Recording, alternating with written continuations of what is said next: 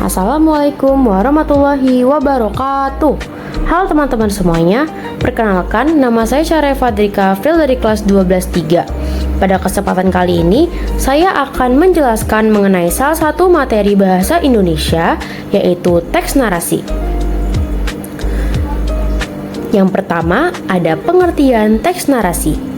Menurut KBBI, menyatakan bahwa narasi adalah cerita atau deskripsi suatu kejadian atau peristiwa, kisahan atau teks yang menceritakan peristiwa atau kejadian secara detail dan kronologis.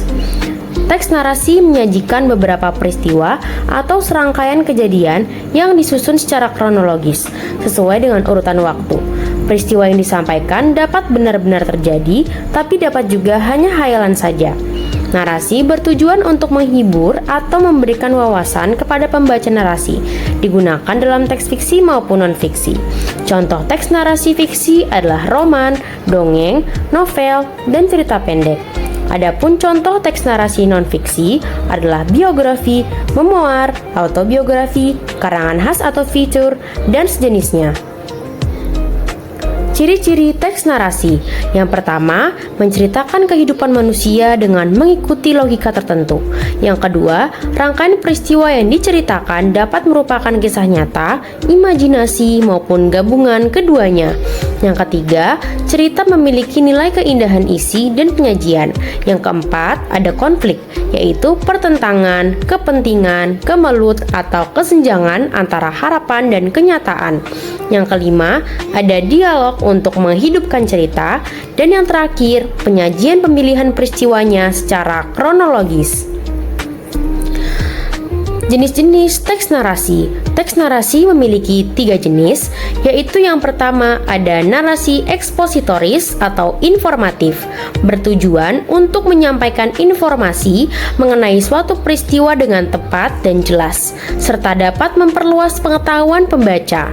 Teks narasi ekspositoris menggunakan bahasa yang logis, mengacu pada fakta dan bersifat objektif. Yang kedua, ada narasi artistik, dapat bersifat fiksi maupun non-fiksi. Narasi artistik menceritakan sebuah kisah dengan tujuan menghibur dan memberikan pengalaman yang indah atau estetik kepada pembaca, misalnya novel, cerpen, atau dongeng. Yang kelima, ada narasi sugestif, digunakan untuk memengaruhi pembaca. Narasi sugestif memiliki pandangan yang ingin dibagikan kepada orang lain, dengan harapan pandangan tersebut dapat diadopsi pembaca. Kemudian ada struktur-struktur dari teks narasi. Yang pertama ada orientasi yang merupakan tahap pengenalan cerita. Yang kedua ada komplikasi, merupakan tahap penggambaran kisah atau awal mula masalah atau konflik. Yang ketiga ada resolusi yang merupakan tahap pemecahan masalah. Dan yang terakhir ada koda, yaitu tahap penutup, memuat pesan moral ataupun amanat. Selanjutnya ada pengertian mengenai fiksi, fakta, opini, dan asumsi dalam teks narasi. Yang pertama ada fakta. Fakta merupakan sesuatu yang benar-benar terjadi dan dapat diindra. Contohnya, Kemal adalah pelajar laki-laki berusia 17 tahun. Yang kedua ada fiksi. Fiksi merupakan pernyataan yang hanya berdasarkan khayalan atau pikiran, atau sesuatu yang tidak benar-benar terjadi. Contohnya, seandainya saya berani menentang perundungan saat SMP, saya tentu akan lebih percaya diri dan lancar berkomunikasi saat ini. Yang ketiga, ada opini. Opini adalah pendapat seseorang terhadap suatu permasalahan. Opini merupakan penilaian yang disampaikan secara subjektif. Contohnya, mungkin keadaan akan berbeda apabila saya tidak terlalu pendiam. Yang keempat ada asumsi, adalah dugaan yang diterima sebagai dasar untuk bertindak. Contohnya, dari situ saya pikir, seburuk itukah saya sebagai seorang anak? Selanjutnya ada kaidah kebahasaan dalam teks narasi. Yang pertama ada kata kerja.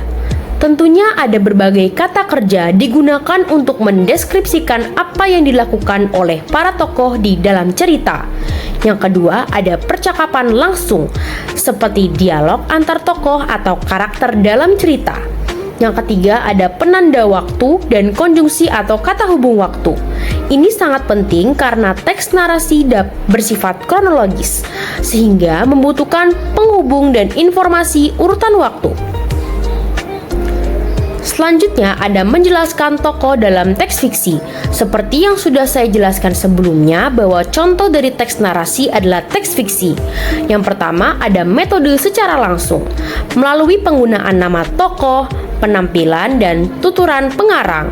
Yang kedua, metode secara tidak langsung, melalui dialog atau apa yang dikatakan penutur, jati diri penutur, lokasi dan situasi percakapan, jati diri tokoh yang dituju oleh penutur, kualitas mental para tokoh, nada suara, penekanan, dialek dan kosakata, dan tingkah laku atau ekspresi wajah dan motivasi yang melandasi tindakan tokoh.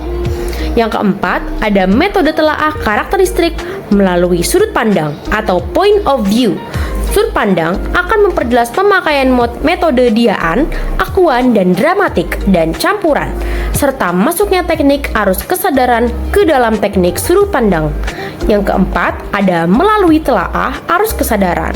Metode arus kesadaran mencakup teknik sinematik yang mencakup teknik montase, asosiasi, dan kolase untuk menjelaskan lompatan-lompatan kesadaran para tokoh cerita yang cukup kompleks.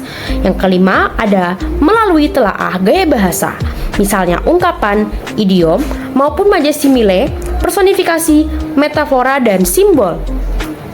Yang terakhir ada perwatakan tokoh. Yang pertama ada berdasarkan fungsinya, ada tokoh protagonis, antagonis, dan tritagonis. Yang kedua, berdasarkan perannya, ada tokoh utama, tokoh pembantu, dan tokoh figuran. Yang ketiga, ada berdasarkan perwatakannya, ada tokoh sederhana atau pipi, dan tokoh kompleks atau bulat. Yang keempat, berdasarkan kemungkinan pencerminan tokoh cerita terhadap atau sekelompok manusia dari kehidupan nyata, ada tokoh tipikal dan tokoh netral. Yang kelima, ada berdasarkan perkembangan perwatakan, ada tokoh statis dan tokoh berkembang. Baik teman-teman, mungkin segitu saja yang bisa saya sampaikan mengenai materi teks narasi. Semoga materi ini dan video ini dapat bermanfaat bagi kalian semua. Jangan lupa untuk dipelajari ya teman-teman. Terima kasih. Wassalamualaikum warahmatullahi wabarakatuh.